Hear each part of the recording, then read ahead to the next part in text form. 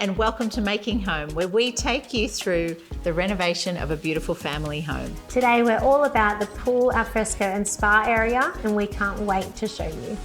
You can't believe what you can do when you put your mind to it.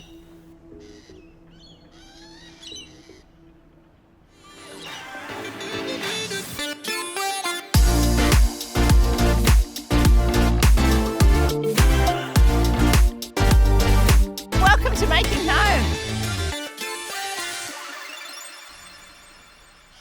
So for this alfresco pool and spa area, we really wanted to make it work as hard as possible. We wanted it to be a year-round space where the family could live. So whether it's summertime, wintertime, you could just switch it up a little tiny bit and it would still perform beautifully. There are three really specific areas in this outdoor area. There's the deck, which goes straight off the kitchen, and then there is a beautiful dining area which sits off the back of the main living area. And then there's a really cool and groovy and cozy pool house which is right beside the pool. And so whether that's winter or summer, we've made sure that every single space is going to really work its socks off. It's definitely a space you could see the family enjoy. I think having the pool on the same level, you could just imagine the kids playing, mum and dad up there having dinner at the table, and it's such a nice overview of the whole back deck. It's really like embracing the Australian home, absolutely.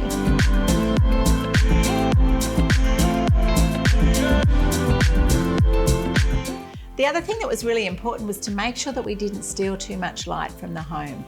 So I love to always include beautiful big undercover areas so that whether it's raining or whether it's super hot, you can still actually sit in the outdoors. So what we did for that was we put in some beautiful skylights. They can be fully open, they can be fully closed, or halfway in between. So you really do have the option of controlling the sun. Now this house actually sits north facing at the back. It is quite near the beach, so it really does pick up the wind at about 3. So we've installed these incredible blinds. They're cafe blinds, they're completely clear so you can see straight through them. So if you have got people in the pool, you can still see everything that's going on there. But it does give you the option to control that wind. The other thing is in wintertime is you can bring those blinds down, you can put that beautiful outdoor fireplace on, and then you can just sit in there and snuggle in. It's definitely something to think about when renovating because you do want to make your space usable all year round. And how good is that outdoor fireplace? I know you were tempted to do an open fireplace here, but we went with the beautiful gas fireplace, and it's just so easy to pop on, sit down, grab your glass of wine and enjoy all year round. So in winter, this is just going to warm everybody up.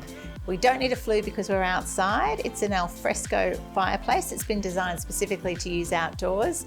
Touch of a button, we've got a beautiful gas fireplace which is just going to warm our hearts and souls. Oh, it's beautiful. The finish of the stone is gorgeous. It really, again, adds texture to our back veranda space. Do you know what I love about that cladding too? Is it comes in 200 by 400 blocks. So literally in the blink of an eye, we almost had that fireplace clad. You know, it really only took us a day, didn't it?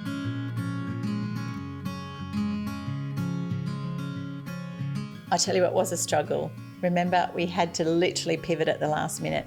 We were meant to be having stone around the barbecue, and then there was all of those issues with engineered stone. But I love what we've ended up with.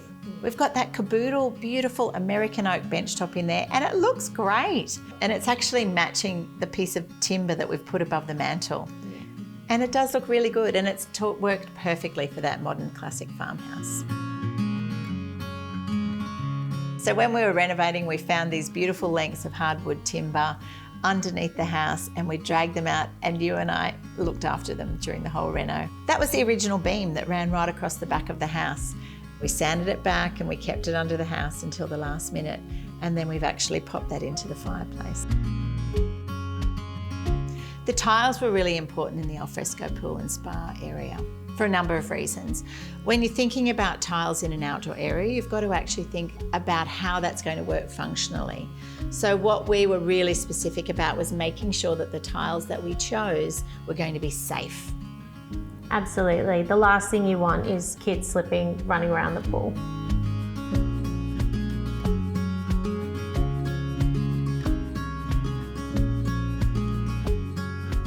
So you've made a great choice with the Omni Stone 10 for that Alfresco area, and it teams perfectly with the timber colour you're planning to use.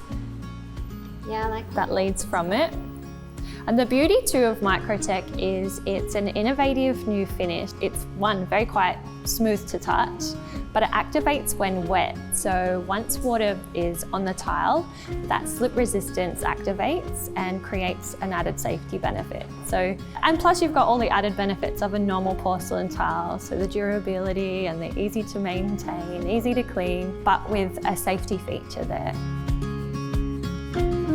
And I love the way we've offset them. We haven't used exactly the same tile down by the pool as we have in the Alfresco area, but they sit together beautifully. So pretty much between the James Hardie Axon cladding on the back of the pool house, the roller blinds, and then the wall behind the barbecue, we've got complete privacy for that area, which is it's just perfect. So let's talk about the pool. The pool, I love this pool. Do you know what? It's not the biggest pool in the world. You couldn't do laps in it. It actually works functionally so beautifully. We added in a little champagne ledge. We've got a beach, there's some little stairs. We integrated the spa. We actually elevated the spa too so that it's really easy for people to get in and out of. But you know what else is really good for kids too is the magnesium that we've used. So instead of straight chlorine, instead of having a saltwater chlorinator, we've actually put in a magnesium pool. So the number one thing that everyone forgets about when they're thinking about building a pool, because everyone thinks about the equipment, they think about all of the lovely stuff, but the number one thing for me is the water. The water is the thing that most people overlook, but it's the thing that when you jump into the pool, is the thing that you enjoy the most.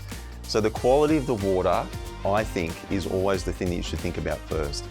And in this particular pool, the client uses MagnaPool, which is a combination of magnesium and potassium. And what that does is that it makes the water super soft to swim in, very silky feel. You don't have any irritation on the eyes. The hair feels great when you get out as well, and you feel a little bit more relaxed when you're swimming around in the water. The kids can swim in it all day, every day, and they won't get red eyes, any irritations. So the key things to consider when you're building a pool, it's really important to talk to your builder up front about the things that you want to get out of your pool and the features you might want to add. So in this particular pool, the client wanted some lights, there's a heater, there's some blowers, there's additional water jets, and of course the sanitation system, plus an automation system. And all of those things are very important to consider talking to your builder up front, because when they install the pool, they're things that they need to think about when they put the shell in. Those adbri blocks were incredible. They actually formed up the pool. So we built the pool on our own. Best thing about it is if you're a competent DIYer, you can eliminate the cost and the time of having a bricklayer at home, because it is as simple as just finding its groove and putting it in place. So it's no mortar, you don't have to hold a trowel all day. You can get left and right corners so you're not doing cuts, which keeps your stretcher bond continuing. It makes for a cleaner building site, a quicker job. You can do it in any type of weather. So if these were Versalocs and they were saturated, your brickie will say, I'll be back in a week or two when they're dry. You can lay these wet, soaking wet, and it doesn't matter, because it's not until you go to core fill that you're going to worry about anything to do with water.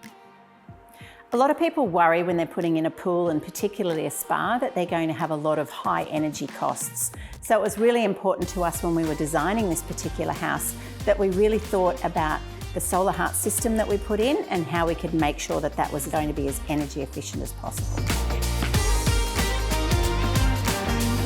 So for this home, we selected a 10.4 kilowatt Solar Heart Premium system with the Goodwee hybrid 3-phase inverter. We also paired with that a high voltage Lynx battery system and a 315 litre Solar Heart Power Store water heater. Anything you can do to reduce the cost of energy, both now but also for the future, will just future-proofs your home to make it, more economical. So to cut costs, we just did a finger tile around the water edge of the pool, and then within the pool we actually chose to use beadcrete, which feels beautiful underfoot. And what's also great is that you can choose it in lots of different colours to suit your colour palette. We went quite light, didn't we? We wanted to keep everything out there quite light and bright, and so we were able to do that with the beadcrete. So the pool house was a little bit of a passion project for me. I do love to make sure that everybody has got somewhere that's fully undercover. Honestly, the sun is so hot these days. It was really important to me that it still hung together beautifully with the house, but it could be a little bit different, like a little mini version of the house.